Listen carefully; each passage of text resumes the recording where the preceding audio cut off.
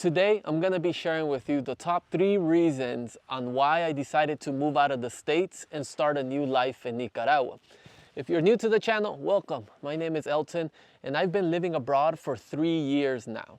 Imagine selling everything you own, saying goodbye to your family, saying goodbye to your comfort zone, and just lifting everything up and going to a new part of the world. And that is exactly what I did. And then today, with this path that I have walked, I wanted to share with you the 3 top reasons on why I did it. Let's go ahead and jump right in. Now, this first one here that I'm about to say, I think a lot of people can relate to it. A majority of people are doing it, but they can't break away either because it's too risky, or maybe they're not conscious of it, what they're doing. And the first one is stepping away from the rat race and the society norms that you have in the US. At age 30, so I remember I was 30 years old, I had a house, I was married, and we didn't have a kid yet, but I was making good amount of money. And one of those days I went home and I looked at my wife and I said, why the hell do I feel so unfulfilled? Why the hell do I hate my job? And why do I want to just do a drastic change? This is what my body felt, my soul felt that I had to do. I started working in corporate, actually manufacturing, at a very young age. I was really young, I was naive, but I was eager to work, so I got done any projects that got thrown at me. Towards the tail end of my career, I started to realize a lot of things. One of them was that this job was no longer just 8 hours, Monday through Friday. You clock in, clock out, cool, you're off of work and you go home. Now this job was 12-hour days. You commute an hour home, so 14 hours. You get home, you're still expected to be on call. You get phone calls from work, so you can't really disconnect. You're expected to always answer emails as fast as you can, and emails sitting around for 1 hour is a big deal. Someone will die at the company. So this work that I started right here in my family, really there wasn't any distinguishment towards the end. Actually, everything became one. So not being able to separate that really started to bother me. So a lot of what I felt was that I was always working and I never really got that personal time towards myself and my family that I needed. Another thing that I started to realize was, why do we only get 2 to 3 weeks off a year? That's definitely not enough time. I think people need more time throughout the year to take off and be with family, have personal developments, and just create moments and memories. But being a corporate, you can't do that because these guys have an agenda. They have to run the business. And I totally understand that, but it's not for me. And I started to realize this about 10 years into my career. Another thing that I really didn't like about corporate, and you can let me know if you agree or not below, was asking for time off. And the reason I didn't like it was because I felt like I was giving someone else the power to say no when I needed time off, when there was something important in my life. And it didn't feel good that someone else had that power.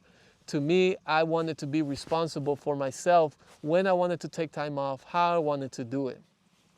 Now, I understand these people need to run a business, and this is why corporate America is designed this way, but it didn't feel right with me. So it started to push me towards looking to different alternatives on what to do. This is why towards the tail end of my career, I had the supposedly white picket fence, American dream, but I felt really empty inside, and I felt that there was more to life than what I was doing. So this is when I started to draw plans with my wife to say, screw it, let's just close the books on this rat race and let's go try something else, because what is the worst that can happen in a risk that you're taking like this? And we looked at it and we said, well, if we go try something else and it doesn't work out, the worst thing that's gonna happen is that we can come back to the rat race. We work the rat race again, save up, and then we take another jump. So that risk to us, we were willing to take, and that is when we decided to sell everything and close the books. So reason number 1, I feel that a lot of people are in this reason and this rat race, and I think a lot of people maybe can relate to me. Comment below if you can. And that is one big part of why I'm here in Nicaragua now. So let's move on to number 2. So reason number two is very important to me, and I feel like a lot of people might relate to this, and I need some feedback from you guys. But the reason number 2, I thought about my personal legend, my personal path that I walk in this life. I thought about dying, to be honest. If you think about when you die, that people are gonna look back what you left behind. And I thought to myself, okay, if I died at this corporate company, they're gonna replace me in a week. They're not gonna, I'm sure they'll care a little bit, but then after that, it's all gone. The books are closed, and they forget about it. You know, they're gonna say, "Oh, Elton worked 60 hours a week at this corporate company." No one's gonna say that was amazing or remember that. So I've always had these dreams about my personal legend. And before I took this jump, I was always scared of taking them. But partly, part of this dream was to come rebuild my family's coffee farm here in Nicaragua. And my second dream was to bike to Nicaragua from California. So after, you can see that here's a trend here, right? After my first reason why I left, I got really clear on what I wanted to do. The second reason now becomes even more clear on why I took that leap. So after closing the corporate life and leaving it behind, I decided it was just time to chase my dreams. And that meant that we were gonna take this huge risk. We were gonna sell everything in the States, all our belongings, and we just brought it down to 3 suitcases. Imagine doing that yourself, selling your car, selling your TV, your couch, everything in your home, closing your front door, turning everything in, and then you walk away. To be honest, I felt a sense of relievement. I felt a sense of taking this huge backpack off and kind of starting a new chapter and a new book in my life. It felt amazing. It felt so good to have as minimal materialistic things as I could. It felt light. It felt like I could move anywhere in the world and restart over. It felt so spectacular that also it felt scary because I was jumping into something. It felt new. It felt uncomfortable. So if you ever had a chance to do this in your life, I definitely recommend taking that risk. And I don't think you will regret it because you took that risk. But after selling everything, it was time to really work on my personal legend. So this is the reason these beautiful mountains are behind me today, because I thought to myself, if I come out here to Nicaragua, completely a new country that I haven't lived in for a very long time, and everything fails, I can always go back to my old life. And to me, I decided to open the front door of my house after packing everything up and biking, jumping on a bicycle and riding my bike down to Nicaragua, where I spent 5 months in the road. And what really those 5 months taught me on the road was that life is not as scary as what people paint it out to be. I got told a bunch of times that biking to Nicaragua was the most dangerous thing, that something was going to happen to you. Why would you do that or expose yourself to that danger? Why would you leave your job? All these whys and all this like doubt put into my head. So really, it kind of freaked me out a little bit, to be honest, but I had to shut that down, and I just had to learn how to be present in the moment. And just this new life that I was taking on was day by day, and I was free. I was free. I could do whatever I want. So biking through Central America through these 5 months taught me that there's more good people in the world than bad people, and that you'll more than likely find someone that will help you. Now, I'm not saying that there isn't dangerous people out there and that there is an inherent danger to biking this distance. There is, but I think that if you stay positive and you're pushing forward, you're more than likely going to run into good people. So after 5 months on the road, I biked through Central America, and I realized that the whole world is just living differently. Like, we get enclosed in this form of living because this is how society's taught us, and this is how we learned when we were a little kid. But if you go over the border, things are done differently in Mexico. People are more chill. People are more family oriented. Then you cross into Guatemala, you see a different lifestyle. Honduras, Nicaragua, you see all these countries just living differently. Then I traveled to Spain, and I saw everything at a different scope there. And I went to Africa, and I thought to myself, well, all these customs that we're taught, really, they're just sort of there to guide us, but sometimes we just end up being embedded and put in concrete there, and we never step away from it. So I recommend that you try pushing outside that and going to go explore a different country, and then seeing what it's about and checking out the norms and how they live their life, because it might be better suited for you. So that was the reason. Number two was this personal legend that I wanted to work on, and I wanted to chase my dreams and leave behind something for my kids that they can look back and say, wow, that is a perfect example of someone who chased what they wanted and they stepped away from these guidelines that society has to offer. So reason number three might be a little controversial. Let me know below. But I feel like Latin America is better for families and raising kids. I feel that people here are more welcoming to you, your family, your kids. Here, the village will raise the kid.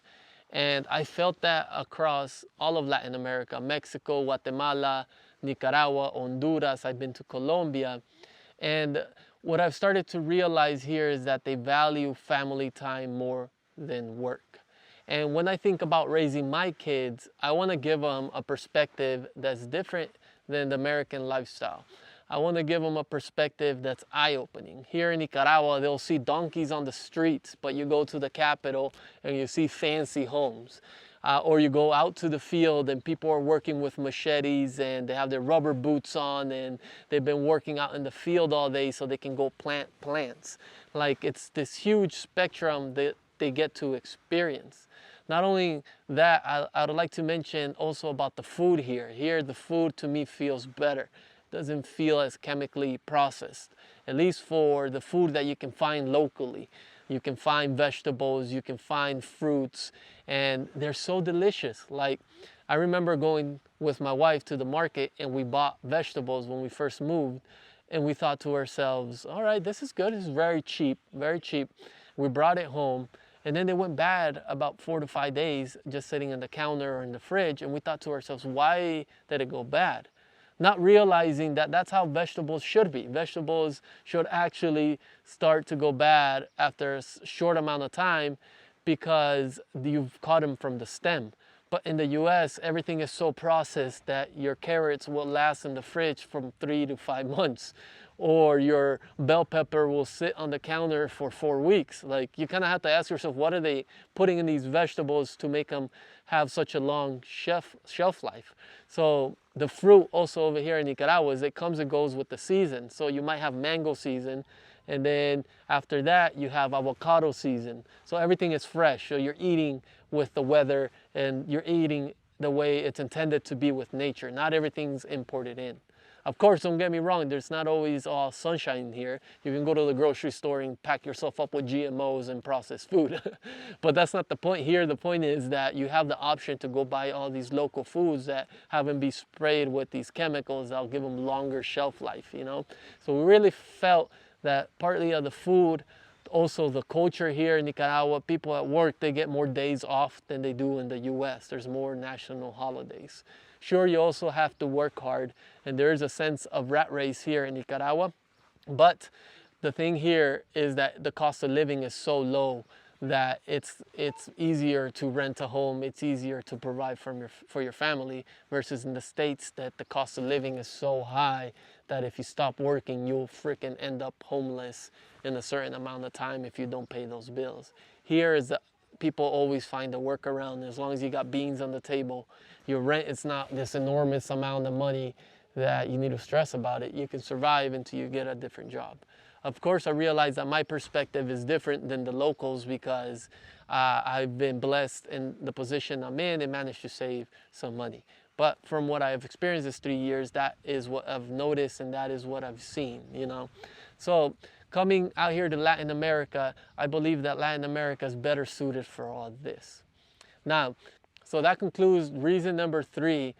Latin America just calls my soul, and I believe it's better for raising family and for living because it's so culturally immersive and people care about family, and the food is good and the cost of living is low, so you don't have to break your back working. So what do you guys think? Have you ever thought about leaving your work, maybe flipping your desk one day and going to start a new life somewhere? Are you tired of the corporate rat race? Just let me know below. Like, at the time when I was feeling all this, I felt by myself. I felt like I was an outlier because I saw everyone just on the freeway running this normal rat race. I thought to myself, what was wrong with me? But now that I have left and stepped outside this bubble and been to all these countries and got to experience different cultures, I realized that the rest of the world moves differently, and it's okay if that's not for you. You can design your life to what you want to live. Sure, it's risky, it's hard, but it can be done, and it's worth doing because you won't look back and regret on taking a shot at something that you wanted to do. So comment below if you ever felt this way and what do you think about this video. We're actually out here building this beautiful coffee farm in Nicaragua. We have a lot of work ahead of us. If you love this video here, you might like this next video that's going to be recommended. Make sure to like, subscribe. I'll see you guys in next week's video.